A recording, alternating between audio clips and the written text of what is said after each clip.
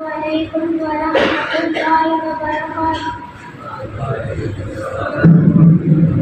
قال رسول الله صلى الله عليه وسلم ولا تقل قول المسلم أو كما قال صلى الله عليه وسلم।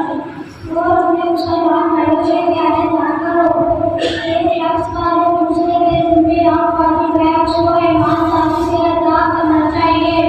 जो अदा न करे तो वो क़यामत के आखिर में है।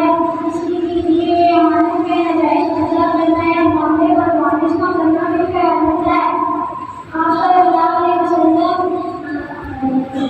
जो काम अपने ज़िम्मे दे दिया वो उसको ईमानदारी से अदा करना है, मामले पर वापस न करना भी क़यामत है।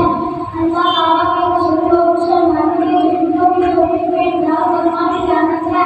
सूरत अल-अनफ़ाल में अल्लाह ताला ने फरमाया, या